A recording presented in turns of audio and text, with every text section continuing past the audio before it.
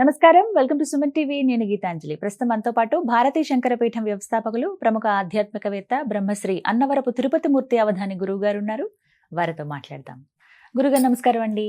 ఓం శ్రీ మహాగణాధిపతయే నమః. కామెంట్స్ లో ఒక ప్రశ్న అండి, అన్నం తినే విధానం ఒకసారి వివరించండి అని అడిగారు. ఇలా కొన్ని కామెంట్స్ వచ్చాయి, ఒకటనే కాదు.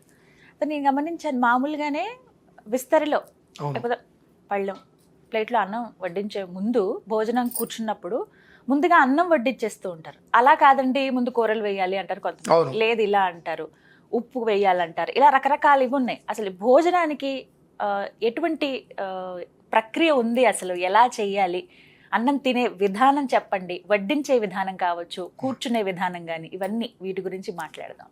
అన్నం పరబ్రహ్మ స్వరూపం అంటాం. అది మనం విస్తరాకులో కావచ్చు, ప్లేట్లో కావచ్చు, పెట్టుకొని తినే విధానాన్ని అనుసరించే మృష్టాన్నం అనేటువంటిది మనకు దొరుకుతుంది. అంటే ఎప్పుడు కడుపు నిండా తినేటువంటి భోజనం దొరుకుతుంది. అందులో చేసేటువంటి విధానాన్ని అనుసరించి మనకు దొరకడం కూడా మానేస్తుందమ్మా. దీనికి మన పెద్దవాళ్ళు పిండా కూడా తింటావేరా అని వింటూ ఉంటాం.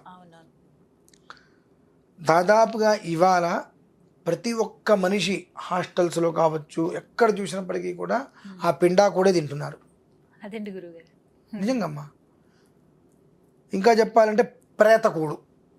అమ్మో, ఎందుకు అలా అంటున్నారు? ఎప్పుడు కూడా అమ్మా, నువ్వు కంచం పెట్టుకో, విస్తరాకు పెట్టుకో, వడ్డించే విధానం ఒకటి ఉంటుంది.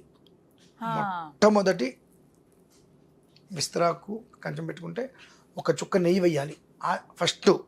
అభిగారం అంటారు దాన్ని. నెయ్యి వేసిన తర్వాత మనకు అంటే వడ్డిచ్చే వారికి ఎడమ చేతి వైపు కూరలు, అంటే కూర్చున్న వాళ్ళకి కుడి చేతి వైపు కూరలు, ఎడమ చేతి వైపు పచ్చళ్ళు. దానికి ఒక ప్రక్రియ ఉంది, అలా వేసుకురావాలి. అన్నం అనేటువంటిది చివరికి పెట్టాలమ్మా. నేను విన్నానండి. తద్దినాలు ఆబ్దీకాలు పెట్టినప్పుడేమో పప్పు చివరికి వేస్తారు, సూపమంతే ప్రదాతవ్యం అని చెప్పి. మామూలు భోజనాలలో అన్నం చివరికి వేయాలి, పెట్టాలి. అలా చివరికి పెట్టేసిన తర్వాత మళ్ళీ అన్నాభిగారం చేయాలి. పాత్రాభిగారము, అన్నాభిగారం రెండు ఉంటాయి. ఇకపోతే ఇంకొక విషయం, ఇంట్లో ఒక 5-6 వచ్చి కూర్చున్నారు. మనకు చేసేటువంటి ఆ చిన్న పొరపాటు మా కుటుంబాన్ని సర్వనాశనం చేస్తుంది. అన్నం వల్ల అంతా అంట, అన్నం వల్లనే అంతా, అన్నం వల్లనే అంతా. ఇలా వరుసగా కూర్చుంటే ఇంటికి ఎవరైనా 4 భోజనానికి వస్తారు, మన ఇంటికి పిలుస్తాం. వచ్చినప్పుడు ఆ ఇంటి ఇల్లాలు తెలిసో తెలియక చేస్తారో తెలియదు కానివ్వండి, ముందు ఎవరైతే మన ఇంటికి గెస్ట్గా వస్తారో వాళ్ళ విస్తట్లో ముందు వడ్డిస్తారు. వడ్డించిన తర్వాత భర్తకి పెడతారు. చాలా తప్పమ్మ. ఇంటి యజమాని విస్తట్లో పెట్టకుండా ఇంకొక విస్తట్లో పెట్టకూడదు. అంటే తప్పది. మనం అది మర్యాద అనుకుంటాం ముందు వాళ్ళు. అదే అంటున్నా, నీ మర్యాద నీ భర్తకి ఇచ్చిన తర్వాత నువ్వు ఎవరికైనా మర్యాద ఇవ్వు. నీ తండ్రి వచ్చినా ఆ ఇంటి యజమాని ఎవరు? అతని కంచంలోనో అతని విస్తరాకులోనో పదార్థం వేసిన తర్వాతే వెయ్యాలి. అది ధర్మం. అలా కాకుండా మనం ఏం చేస్తాం, ముందు వాళ్ళకి వేసి ఎప్పుడైతే చేస్తామో జ్యేష్ఠాధికారం వచ్చేసినట్టే. అంటే ఆ ఇంట్లో ఆ మనిషిగా పోయిన వాడితో సమానం, ఉన్నవాడితో లెక్క కాదు. అందుకనంటే ప్రేతకుడు అంటే రోజు తినేది ఇంకా మనం ఏం తింటున్నాం, ఇంకా ఆ మనిషికి విలువ ఇవ్వలేకపోయాం. అక్కడ విలువ లేకుండా ఎప్పుడైతే నువ్వు పక్క మనిషికి పెట్టావో నీకు జ్యేష్ఠ ధిక్కారం చేసేసావుగా. ఆ ఇంటి పెద్ద మనిషిని ధిక్కరించేసావు. నువ్వు ధిక్కరించడం మీనింగ్ వాడితో ఇక వెళ్ళిపోయిన వాడితో సమానం. ఇటువంటివి మనం తెలుసుకోవాలమ్మా. ప్రతిదీ విస్తరాకు వైపు కూర్చుంటే విస్తరాకు వేసుకుంటే మనకు ఆ చివరనేటువంటి ఎడం చేతి వైపుకి రావాలి. నిన్న రీసెంట్గా కూడా ఈ అప్పుడప్పుడు కొన్ని రీల్స్ చూస్తూ ఉంటాం. ఇవి రైట్ సైడ్ యాడ్స్ కిందకి సంబంధించినవి రైట్ సైడ్ పెట్టేసుకొని తింటూ ఉంటారు. అవి చూసి ఇంకొకళ్ళు అంతే చేస్తారు. ఎడమ చేతి వైపే ఉండాలి. మీరు కంచంలో అయినా సరే మొట్టమొదటి పదార్థముగా మీరు అన్నము పెట్టారా, ఆ జన్మాంతము ఆ ఇంట్లో పిశాచ ప్రేతకూడే సుఖ సంతోషాలు ఓ బ్రహ్మాండంగా సౌభార్థంగా వెళ్ళి విరుస్తాయని చెప్పి మీరు ఆశించక్కర్లు. అసలు నిత్య నూతన దరిద్రం అనేటువంటిది మనకి ఎప్పుడు దరిదాపుల్లోనే కాచు కూర్చుంటుంది. అయితే చాలా మందికి అంటే ఇంత అవకాశం ఉండదు కదండి. ఇప్పుడు మీరు చెప్పారు ఒక పద్ధతి అని చెప్పి, ముందుగా నెయ్యి వేయాలి, ఆ తర్వాత పచ్చడి, రోటి, కూర, పప్పు, తర్వాత చివరికి అన్నం అని. ఇంత అవకాశం ఉండదు ఎవరికి. నిత్యం వండుకునే వాటిలో అంత ఉండదు. ఒక కూర, చారు అన్నం ఇలా వండుకుంటాం. పెట్టుకో, ఫస్ట్ మాత్రం అన్నం పెట్టుకోవద్దు. అంతే, ఎలా అయినా సరే. ఫస్ట్ అన్నం పెట్టుకోవద్దు. కూర, పప్పు, పచ్చడు ఏదో ఒక పదార్థం వేసిన తర్వాతే అన్నాన్ని అందులో మనం విస్తట్లో కానీ కంచంలో కానీ పెట్టాలి. మినహాయిస్తే ఉట్టి అన్నం ఎప్పుడైతే పెడతామో అది చనిపోయిన వ్యక్తికి చేసేటువంటి కర్మకాండలు ఆబ్దికాలు చేసినప్పుడు మొట్టమొదటిగా విస్తట్లోకి పెట్టేది అన్నం, పదార్థాలు ఏమీ పెట్టకుండా. చివరికి సూపమంతే ప్రదాతవ్యం, పప్పుతో పూర్తి చేస్తాం. కానీ మామూలుగా ఇళ్ళల్లో చేసేటికి పప్పుతో పూర్తి చేయకూడదు, పప్పు మొదట్లోనే ఉండాలి. మజ్జిగ ఇక ఉప్పు అని నువ్వు ఎప్పుడైనా వేసుకో, కానీ అన్నం మాత్రం చివరికి పెట్టుకో.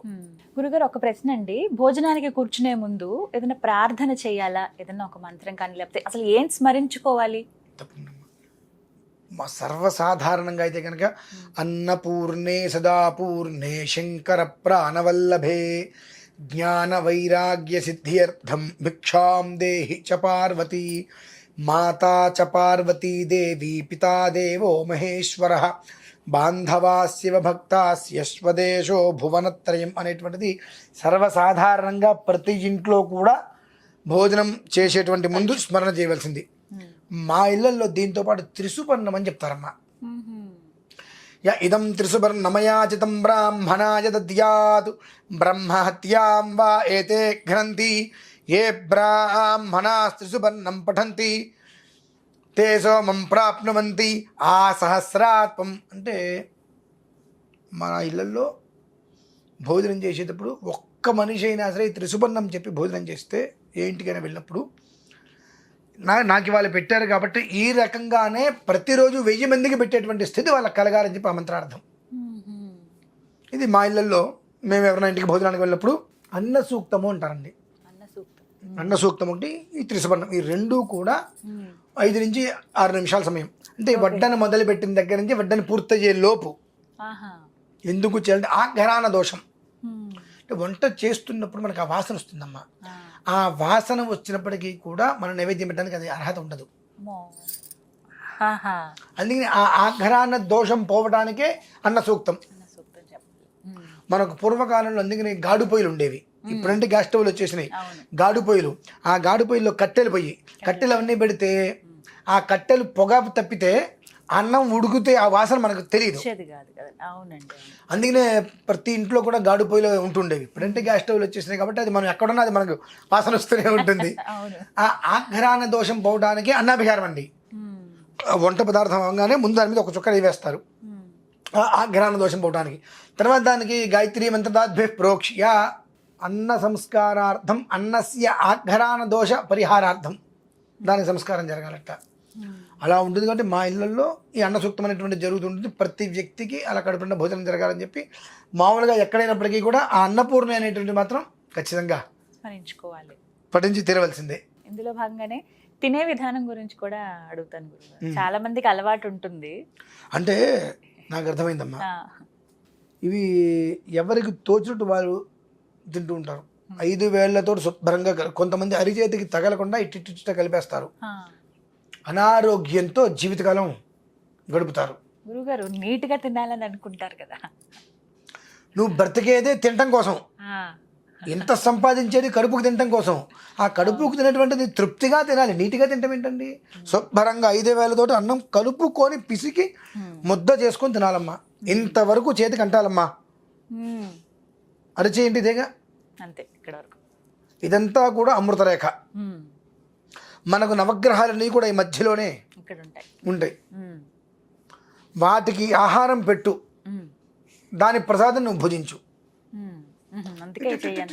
వేలతో పెట్టేసేసి ఏదో వాళ్ళ గొప్పలాగా చూసే వాళ్ళు మొత్తం ఇలా కలుపుకుంటారని అనుకుంటారేమో అని చెప్పి అలా అలా అలా అలా నాకు అనిపిస్తుంటుంది. ఏం కర్మరా బాబు, జీవితకాలం అంతేనా అంటే నువ్వు తెలియదు. అమృతం కాదు, విషతుల్యం. నీకు ఎప్పుడైతే అరిచేయి తగలకుండా నువ్వు అన్నం తిన్నావో అది నీకు అమృతం ఎట్లా అవుతుంది. శుభ్రంగా అన్నం తీసుకో, పప్పు కలుపు, శుభ్రంగా 5 వేళ్లతో దాన్ని కలపాలి. కలిపి శుభ్రంగా చేసుకుని 5 వేలు నోట్లోకి వెళ్ళాలంటారు. ముద్ద చేసేసుకొని ఇలా నోట్లో పెట్టుకుంటే అట్లా 5 వేలు నోట్లోకి వెళ్ళేటువంటి భాగ్యాన్ని కూడా నువ్వు పోగొట్టుకుంటే ఎవడేం చేస్తాడు. నిజంగా భాగ్యమే అది. ప్రతి మనిషి కోరుకుంటే 5,000 నోట్లోకి వెళ్ళాలని చెప్పి భోజనం చేసామని అడుగుతారు ఎవరైనా, అంటారు ఎవరైనా. అంతేగాని అంటే ఇంకొక రకంగా అయితే చేయలేరు కదండి. భోజనం అనే పదార్థానికి 5,000 చూపించాల్సిందే. మరి తినేటప్పుడు కలిపేటప్పుడు చాలా విచిత్రంగా తింటుంటారమ్మా, నాకు అనిపిస్తుంది. ఇంకా తెలిసింది కొంతమంది ఈ అవన్నీ కూడా ఏంటంటే మనకు ప్రమాణాలు ఎక్కడ లేదమ్మా. కొంతమంది ఇలా ఇలా ఇక రకరకాలుగా అది ప్రమాణంలో చెప్పబడలేదు. ఇక ఎవరి ఇష్టానుసారం వాళ్ళు ఇట్లా ఇట్లా ఇట్లా ఇట్లా పక్కవాడికి వికారం కలిగేలాగా తింటూ ఉంటారు. దానివల్ల ఉంటారు గురుగారు, అది ఎంతవరకు సమంజసం? ఇలా దులుపుతూ ఉంటారు తినేటప్పుడు కూడా. అవునమ్మా, దులపకూడదు, విదిలిస్తూ ఉంటారు. ఆ విదిలించేటువంటి విధానం అనేటువంటిది తిన్న తర్వాత ఉండాలి. అంటే నువ్వు భోజనం చేసేసిన తర్వాత నీ చేతికి అంటున్నటువంటి మెతుకైతే అయితే ఉంటుందో అది నువ్వు అక్కడ కింద భూమి మీద విదిల్చి నువ్వు చేయగడుకోగలగాలి. ఆ విదిల్చే 4 మెతుకుల కోసం ఈ చీమలు అవన్నీ కూడా ఆ ఒక్క 4 మెతుకులు అవి తిని కడుపు నింపుకుంటాయి. కొంతమంది అంటారు వీడు పిల్లి కూడా బెచ్చం వేడు, అన్నం కూడా తినే చేయి కూడా విదిలించదు అంటారు. చూసారండి, తినేటప్పుడు విదిలించడం కాదండి, అది తినేటప్పుడు విదిలించడం కాదు. తిన్న తర్వాత, ఇందాక మీకు చెప్పే తిన్న తర్వాత ఇట్లా ఇట్లా రకరకాలుగా ఆ మజ్జిగన్నం మొత్తం తినేసిన తర్వాత ఆ ఉన్న 4 మెతుకులు కూడా చేతికి ఉండకుండా 4,000 నోట్లోకి పెట్టుకొని వెనక్కి ముందుకి రకరకాలుగా చేసేసి చేయగడుక్కుంటే ఆ కిగ్గుస్విదాసీత్ పూర్వచిత్తి కిగ్గుస్విదాసీత్ బృహద్వయ కిగ్గుస్విదాసీత్ పిశంగిల కిగ్గుస్విదాసీత్ పిలిప్పిల ద్యౌరాసీత్ పూర్వచిత్ తిరస్వ ఆసీత్ బృహద్వయ రాత్రిరాసీత్ పిశంగిల విరాసీత్ పిలిప్పిల కస్విదే కాకి చరతిక ఉస్విజ్జాయితే పునః. అంటే నువ్వు తిన్న తర్వాత చివరికి ఆ ముద్ద అన్న మెతుకు అంటే చివరి మజ్జిగ తినేటప్పుడు ఒక ముద్దలా పిండి పక్కన పెట్టాలి. అలా పెడితే ఆ ముద్ద కాకి తింటుంది, పితృదేవతల ప్రీతి. నువ్వు తిన్న తర్వాత ఆ చేయి నువ్వు విదిలిస్తే ఆ విదిలించినటువంటి, మీరు మామూలుగా ఎవరింటికి కాస్త పెద్దవారింటికి వెళ్తూ ఉండండి, వాళ్ళు భోజనం చేసి చేయగడుక్కుంటారు కదా, ఆ చేయగడుకునే పంపు చుట్టూతో చూస్తుండండి, చీమలు ఎక్కువగా ఉంటుంటాయి. ఆ వాళ్ళు చేయి కడుక్కొని భోజనం చేసిన తర్వాత చేయి అలా విదిలిస్తారు అక్కడ, అవి తింటాయి. వాళ్ళ ఇంటూ డబ్బు ఉన్నా లేకపోయినా మనిషి ఎప్పుడు తృప్తిగా ఉంటాడు. ఎప్పుడైతే నువ్వు మొత్తం నోట్లోంచి అన్ని 5,000 నోట్లోకి పంపించి నోట్లో అంటే ముద్ద నోట్లోకి వెళ్ళాలి, 1,000 నోట్లోకి వెళ్తాం కాదు కదండి. ఈ 1,000 నోట్లోంచి ఇట్లా మొత్తం లాగేసుకొని వెనక్కి ముందుకి రకరకాలుగా చేసుకుంటుంటారు. అలా చేసి ఆ చీమలు ఇప్పుడు చెప్పా పిలిపిలా అని చెప్పి, ఈ ఒక్క పిపీలికాలు వాటికి అవి దొరకకుండా నువ్వు ఉండటం వలన వాటి నుంచి నీకు దోషాలు పాపాలు వచ్చి నీకు ఎంతున్నా మానసిక విచారమే. నా భోజనం చేసే విధానాన్ని అనుసరించే అతని యొక్క వృద్ధి ఏ రకంగా ఉంటుంది అనేటువంటిది తెలుస్తుంది. ఇప్పుడంటే డైనింగ్ టేబుల్స్ లేకపోతే ఉన్న పరిస్థితులు చేసే వృత్తి ఇంకొక మాట చెప్తాను, బయట పైన ఇలా కూర్చొని తినేయాల్సి వస్తుందండి. నీకు వయస్సు ఉంది, ఆరోగ్యం ఉంది, ఉన్నప్పుడు నువ్వు భోజనం చేసిన తర్వాత ఈ గిన్నె తెచ్చుకొని గిన్నెలో చేయగడుకోవటాలు, వెళ్ళడానికి బద్ధకం వేసి నువ్వు ఎప్పుడైతే గిన్నెలో చేయగడుక్కున్నావో తథాస్తు అంటారు, తథాస్తు దేవతలు. తిన్న కంచంలో చేయగడకూడదండి, తిన్న కంచంలో చేయగడకూడదు. తిన్న తర్వాత పక్కకి వెళ్ళి చేయగడుక్కొని వస్తే కానీ తిన్న కంచం తీయకూడదు. 2 తినేసిన తర్వాత వేరే గిన్నె తెచ్చుకోను, ఫింగర్ బౌల్ అందులో చేయగడుక్కోకూడదు. నువ్వు ఎప్పుడైతే కడిగావో భగవంతుడు తథాస్తు అంటాడు, నీకు అదే గతి పట్టుగాక అంటాడు. అదే గతి అంటే ఏంటంటే కాలో చేయో పడిపోయి లేవలేక దెక్కుంటూ వెళ్ళి అక్కడే చేయగడుకోవడం, అప్పుడు చేస్తాం ఆ పని, అది మనం ముందే చేస్తున్నాంగా, అదే పనిగా అదే గతి పట్టుగా కానీ భగవంతుడు. చాలా చక్కగా వివరించారు గురుగారు, ధన్యవాదాలండి.